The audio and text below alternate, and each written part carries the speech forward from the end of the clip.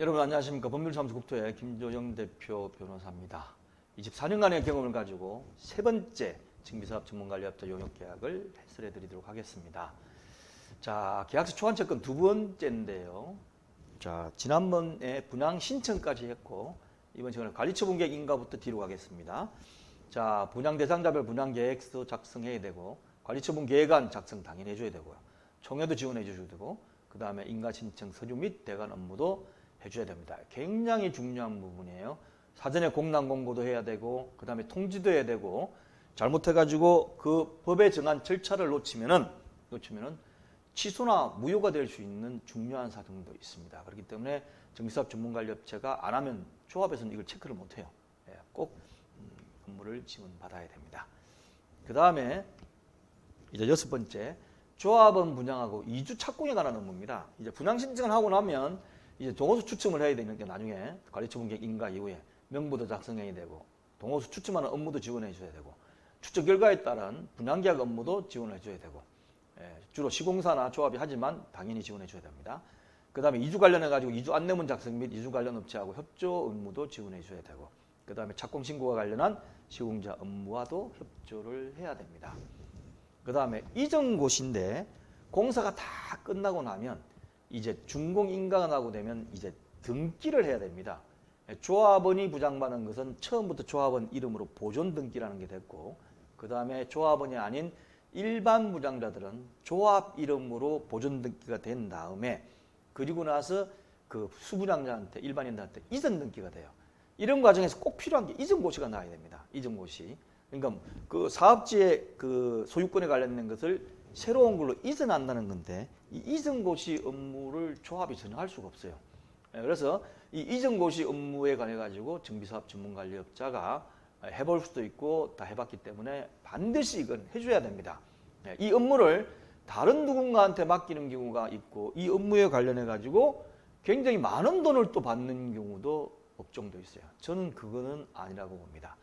그건 아니라고 보기 때문에 이전고시 업무를 정비업체한테 맡기든지 아니면 뭐 이것저것 해가지고 뭐 이전고시 업무 비용을 너무 많이 달라니까 조합의 유능한 사무장인 경우는 조합의 유능한 사무장이 그걸 다 이전고시 업무까지 하는 경우도 있습니다.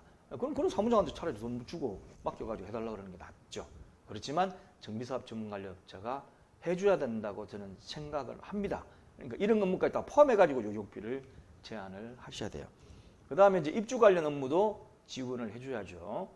그리고 조합 해산에 관한 업무인데 해산 업무도 준비해야 되고 청산에 관한 자금운용 계획도 해야 되고 그 다음에 조합은 분담금 하면 청산 내역서 작성해야 되고 청산인 구성하는 업무도 지원해 줍니다. 그 다음에 청산해 보면 그냥 하는 것이 아니고 민법에 청산에 관한 절차가 정해져 있어요. 그대로 시행을 해야 됩니다. 일반인들은 몰라요. 그래서 조합이 해산하고 나면 조합 자문변호사가 이걸 해봤기 때문에 이거 하셔야 됩니다. 민법에 따라 해야 됩니다. 이렇게 체크하면 모르시지만 조합 자문변호사도 이쪽 전문이 아니면 그냥 그러고 있어요.